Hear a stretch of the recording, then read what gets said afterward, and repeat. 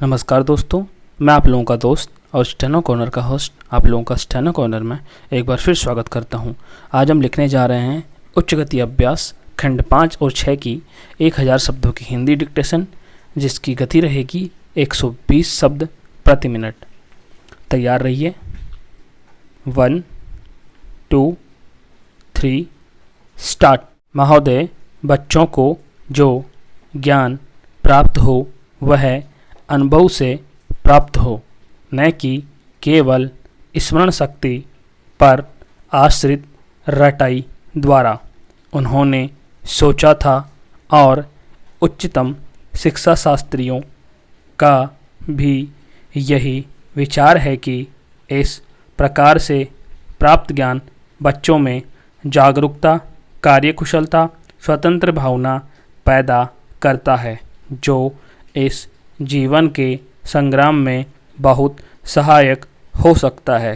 दूसरा मौलिक विचार उनका यह था कि इस प्रकार की शिक्षा इस देश के लिए अनुकूल ही नहीं बल्कि अनिवार्य है। बच्चों से जो कुछ भी काम कराया जाए वह उत्पादक काम हो और उससे जो कुछ भी पैदा हो उससे शिक्षा का वे यदि पूरा नहीं तो अधिकांश निकल सके, क्योंकि यदि शिक्षा का वे दूसरे प्रकार से निकालने का प्रयत्न किया जाएगा तो वह बोझ इतना बड़ा होगा कि शिक्षा सार्वजनिक नहीं बन सकेगी। पिछले वर्षों में जो कुछ भी विचार किया गया था या प्रयोग करके देखा गया, उससे जहाँ तक मैं समझता हूँ वही निष्कर्ष निकाला जा सकता है जो पहले सम्मेलन में हुई बहस से निकाला जा सकता था। हमारे शिक्षा शास्त्रियों ने इस पद्धति की अनुकूलता और श्रेष्ठता तो मान ली थी, पर उनकी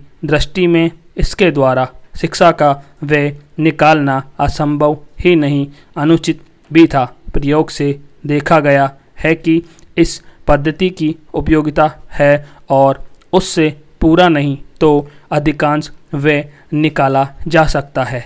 यह मैं प्राथमिक और माध्यमिक शिक्षा के संबंध में कह रहा हूँ। उच्च कोटि की शिक्षा के संबंध में अभी प्रयोग नहीं के बराबर हुआ है, इसलिए उसके संबंध में अभी कुछ भी कहना संभव नहीं है। इतना होते हुए भी हम देखते हैं कि इस पद्धति को उतना प्रोत्साहन नहीं मिला और न इसका उतना प्रचार ही हुआ जितना होना चाहिए था और जितना स्वराज्य प्राप्ति के बाद हम कर सकते थे। इसका कारण जहाँ तक मैं समझता हूँ यही है कि उसकी उपयोगिता प्रमाणित होने पर भी पुरानी पद्धति पर जो आस्था थी वह अभी दूर नहीं हुई है और इसी कारण शिक्षा के काम में जो व्यक्ति लगे हुए हैं उनका न तो इस ओर ध्यान गया है और न उसे इस विषय पर गहराई से चिंतन ही किया है। आज भी हम इतना ही कह सकते हैं कि इस पद्धति का अभी केवल प्रयोग ही किया जा रहा है। इसे राष्ट्रीय कार्यक्रम मानकर हमारी सरकार ने उसको चालू करने का निश्चय नहीं किया और क्रियात्मक रूप से कुछ करने की बात तो नहीं के बराबर ही है।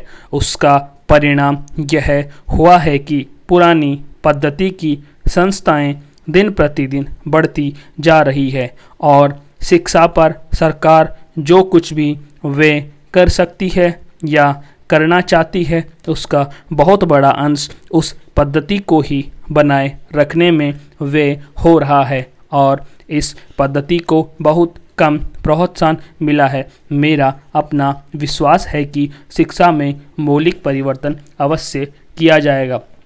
पैरा महोदय, बहुत बड़ा अंश अनुभव और लोगों की कही सुनी बातों से, देखे हुए दृश्यों से और कुल तथा समाज की परंपरा से प्राप्त होता है। सिनेमा इस सभी प्रकार के ज्ञान की प्राप्ति में सहायक हो सकता है, क्योंकि यह मनुष्य की दृश्य और श्रव्य अनुभूतियों के क्षेत्र को बहुत ही बढ़ा सकता है। यह एक साधारण सी बात है जिसे सभी जानते हैं कि केवल सुनी सुनाई बात की अपेक्षा हम पर देखे हुए दृश्य का प्रभाव अधिक पड़ता है, और हम यदि सिनेमा द्वारा किसी चीज़ को देख लेते हैं तो उसका उतना फल तो नहीं होता जितना स्वयं आँखों द्वारा देखने से मिलता है।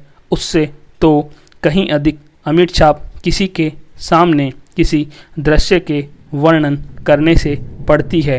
मन बहलाव के भी साधन कितने ही प्रकार के होते हैं।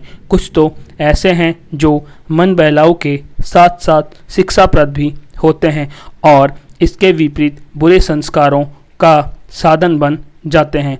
मैं स्वयं यह दावा नहीं कर सकता कि मैंने बहुत सी फिल्में देखी हैं। सच पूछिए तो मुझे बहुत कम फिल्में देखने का अवसर मिला है, पर मेरे पास जो खबरें पहुंचती है, बहुतेरे विश्वसनीय भाइयों और बहनों द्वारा जो शिकायतें पहुंचाई जाती है, उनसे मालूम होता है कि बहुतेरी फिल्में दूसरी कोटि की है, जो शिक्षा अथवा मन बहलाव का साधन न बनकर बुरी वासनाओं को जागृत करती है, विशेषकर युवकों के चरित्र पर बुरा प्रभाव डालती है।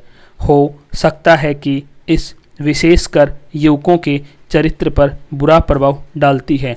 हो सकता है कि इस प्रकार की फिल्में अधिक लोकप्रिय होती हो, उनके द्वारा अधिक पैसे कमाए जा सकते हों। कुछ लोग यह कहते हैं कि फिल्म निर्माताओं का काम ऐसी फिल्मों को बनाना है जो लोकप्रिय हो, क्योंकि वे एक प्रकार की मांग को पूरा करती है। यह भी कहा जा सकता है कि फिल्मों का ध्येय मन बहलाव ही है। उसको तो तभी सफल मानना चाहिए जब फिल्में उन लोगों का मन बहला सके जिन लोगों के लिए बनाई गई हो। ये सब बातें बहस के रूप में कही जा सकती है, पर मैं चाहूँगा कि कोई भी सिनेमा हो अथवा फिल्म के बनाने वाले हों, वे यदि अपना कर्तव्य समाज सेवा समझते हैं और उन्हें ऐसा समझना भी चाहिए, तो उन सब के लिए ये सब बातें यदि अग्राह्य नहीं तो गौण अवश्य है, और उनका मुख्य उद्देश्य तो सेवा ही होना चाहिए।